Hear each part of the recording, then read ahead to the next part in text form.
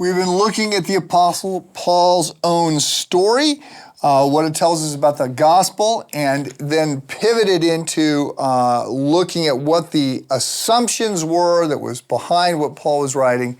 And I said there were a few that we needed to be certain we understood. The first one was that there is such a thing as truth, and that truth is absolute, and that truth is a person, that truth is Jesus. The second claim that I want us to understand is that this truth has been revealed to us.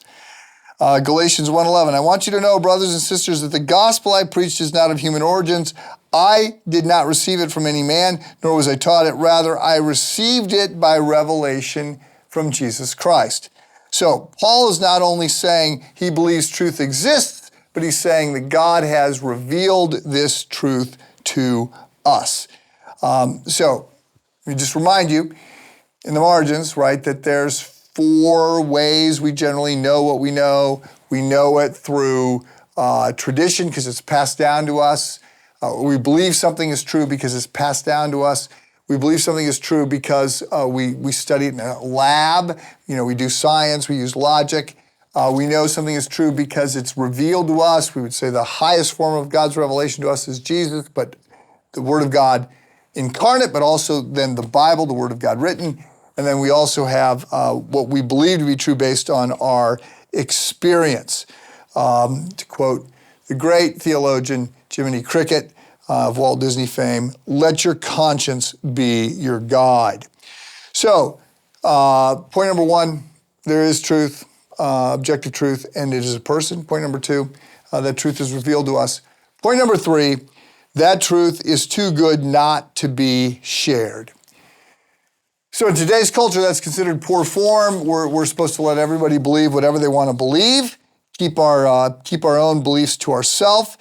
I'm not saying this is easy. We can see from Paul's life that he had many dust-ups with many people, including his friends. But he was not going to let well-meaning but heavy-handed religious people share things that were wrong.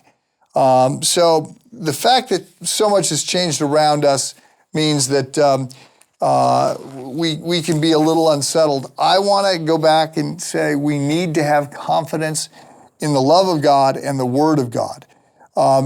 And we need to have confidence that God is going to prevail. This is an unsettled time. There's much being said about how unsettled it is, but God wins.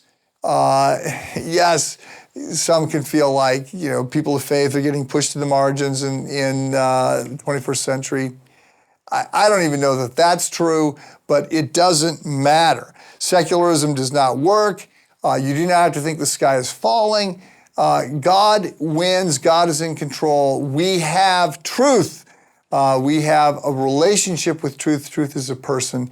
And this is just phenomenally good news. So I want to encourage you to hold on to the message of hope and love that we have been given. The good news of the gospel. God so loved you that he sent his son. That is news worth sharing with others. Have a good day.